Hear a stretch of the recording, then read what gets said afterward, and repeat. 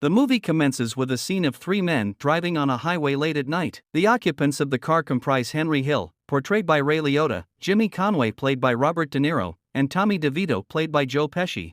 Jimmy and Tommy are dozing off when Henry hears a loud thud. As Henry attempts to ascertain the source of the noise, he suddenly realizes they need to halt and inspect the trunk. Upon opening it, they discover a man who was badly beaten and wrapped in bloody tablecloths. An irate Tommy stabs the man multiple times with a kitchen knife, and Jimmy fires 4 shots at him with a revolver. Henry then slams the trunk shut, and we hear a voiceover, with Henry stating, "As far back as I can remember, I always wanted to be a gangster." The scene now shifts back several decades, depicting the events that lead up to the aforementioned incident. In the 1950s, we witness a young Henry Hill who looks up to the gangsters of the Lucchese crime family in his working class, primarily Italian neighborhood of East New York, Brooklyn. He quits school in 1955 and joins the criminal organization. The local mob boss, Paulie Cicero, played by Paul Sorvino, based on the actual Lucchese mobster Paul Vario, and Paulie's close confidant, Jimmy Conway, played by De Niro, based on Jimmy Burke, play an instrumental role in grooming Henry's criminal career. Henry is paired with the young Tommy, and the duo are assigned by Jimmy to distribute cartons of cigarettes to workers at a nearby factory, as well as to a crossing guard and a few police officers. While they are selling cigarettes, 2 detectives suddenly arrive and seize both the merchandise and the money. The detectives arrest Henry, but Tommy manages to slip away to inform Tuddy, Paulie's brother. At the court hearing, Henry receives a lenient sentence. Jimmy rewards him for his silence with a substantial gift, which he refers to as a graduation gift, and praises him for his performance, despite being caught. Jimmy emphasizes the importance of never betraying one's friends and keeping one's mouth shut, which are the 2 most significant lessons in their line of work. The remainder of the gang warmly welcomes Henry, accepting him fully into their fold.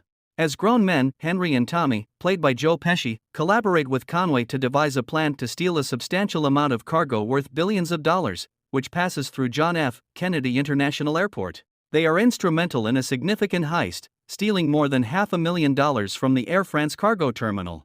This robbery helps Henry secure more of Paulie's trust, whom he offers a substantial portion of the loot. However, Henry, being of mixed Irish-Italian heritage, understands that he can never be a made man, which means he can never become a full-fledged member of the crime family. This also applies to Jimmy Conway, who is also of Irish descent. As time goes by, Henry's comrades become increasingly daring and reckless. Conway has a passion for hijacking trucks, while Tommy has an explosive temper and a maniacal desire to assert himself through violence. In one instance, Tommy publicly humiliates an innocent and unarmed young waiter, known as Spider, played by Michael Imperioli, by ordering him to dance like the Oklahoma Kid before shooting him in the foot.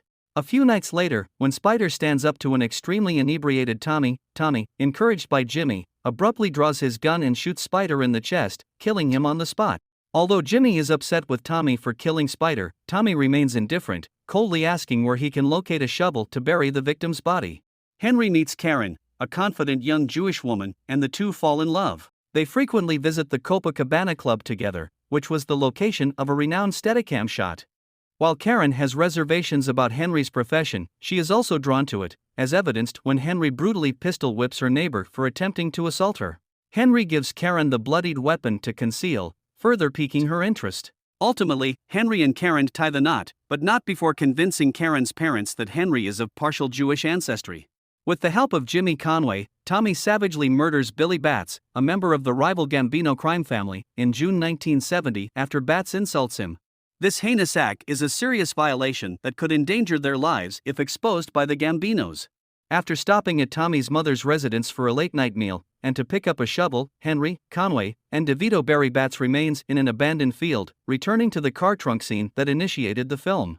However, when they learn that the property has been sold 6 months later, they must dig up, relocate, and rebury the severely decomposed body, a task that sickens Henry and that Tommy and Jimmy view as a simple errand. Henry's relationship with Karen begins to unravel when she discovers that he is having an affair with Janice Rossi. One night, Karen confronts Henry while he is sleeping, pointing a gun at his face. Although Henry manages to subdue her, he chastises her for adding to his already considerable worries about being targeted for violence on the streets.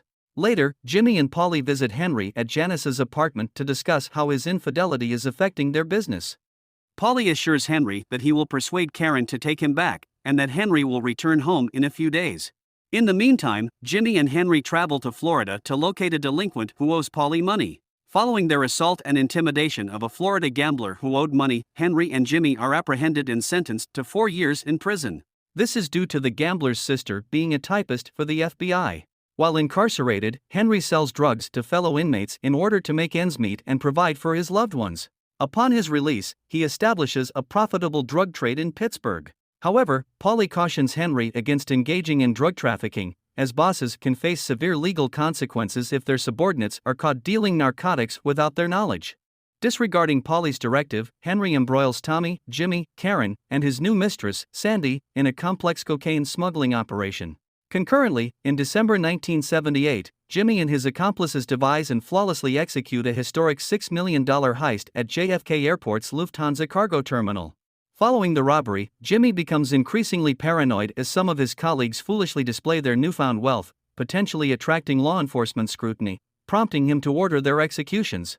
Additionally, after pledging to induct Tommy into the Lucchese family as a made man, the senior members of the organization coldly execute him in retaliation for Billy Bat's slaying and his impulsive conduct. This murder distresses Henry and particularly Jimmy, who are both expected to accept it without question and move forward.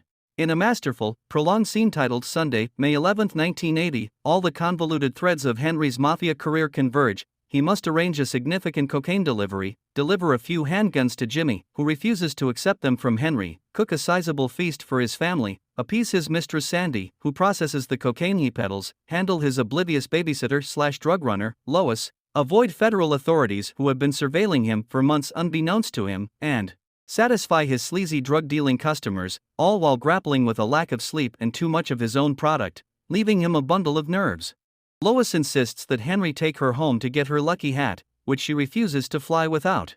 As Henry backs out of the driveway, they are pulled over and arrested by the police. Sandy is also arrested when the police discover a large amount of cocaine in her apartment.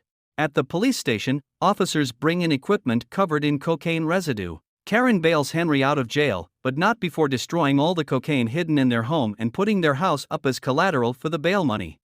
The couple is left destitute, and they break down together when Karen admits to destroying the $60,000 worth of cocaine that Henry had planned to ship before getting caught. After Henry's arrest, Paulie and the rest of the mob disown him. Henry has a final meeting with Paulie, who scolds him for lying about his drug dealing. Paulie gives him a meager amount of cash and abandons him.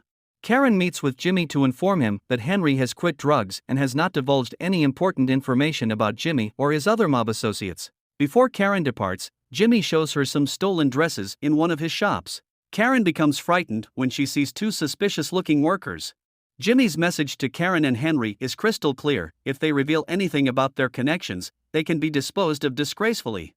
In an attempt to save himself and his family, Henry decides to cooperate with the FBI and enter the Federal Witness Protection Program. He testifies against his former associates, Paulie and Jimmy, in court, which ultimately leads to their imprisonment. Henry and his family disappear into anonymity to start a new life, but not before he reflects on the fact that he is now just an average nobody and will live the rest of his life as such. The film ends with a final shot of Tommy firing a pistol directly into the camera, reminiscent of the final shot of the Great Train Robbery, which suggests that Henry can never fully leave his life of crime behind. Title cards appear on the screen, set to Sid Vicious' version of My Way, revealing the fate of Henry, Paulie, and Jimmy. Henry and Karen separate, with Karen gaining custody of their children. Paulie dies in prison in 1988, while Conway is eligible for parole in 2004 but dies of lung cancer in 1996 while still incarcerated.